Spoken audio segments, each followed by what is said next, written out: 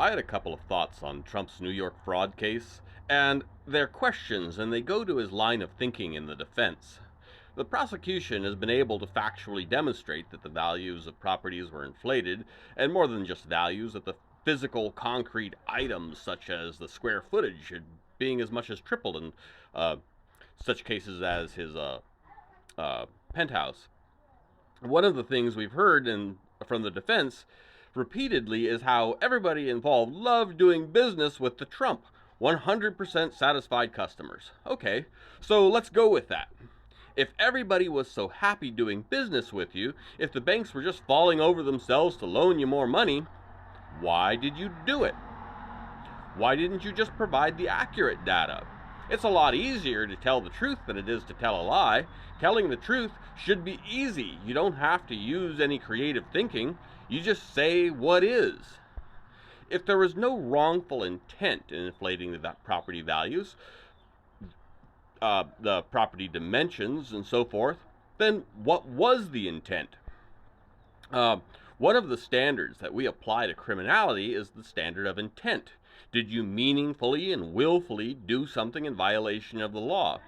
If we just had a single one-off here and everything else lined up, then someone made an error. There would be no pattern of intent. But we know that's not the case. This went on across multiple properties and spanned many, many years. So if there was no intent to commit fraud, why did you do it? I've not heard anyone offer even the remotest explanation for why someone would do that. The only thing they say is that there was no victim. The victimless crime defense. I actually do believe in the victimless crime defense, and don't like laws where victimless crimes are prosecuted, but I also don't like hypocrisy. This victimless crime defense that Trump is using and all his proxies are using, will they grant that same standard to the millions of Americans that are criminally punished and fined and imprisoned for their victimless crimes? If you get pulled over tonight for expired tags and your car doesn't have the right state registration and you've got half an ounce of weed on you, do you think they will let you use the victimless crime defense? Well, we all know the answer to that. And why is it then that we apply the victimless crime defense to a billionaire? If we want to change the standard to include victimless crimes, let's do that.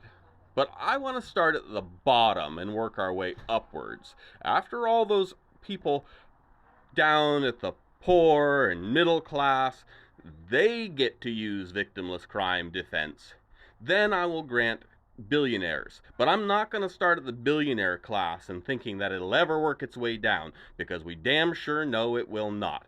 It's a for them but not for you standard, and we all know it. And this is why, even though I don't like the prosecution of victimless crimes, I have absolutely no sympathy in this case at all. We shouldn't be creating a standard that applies to the billionaire class and not for the common people. We already are suffering under a system that this has become commonplace. Have a good day out there.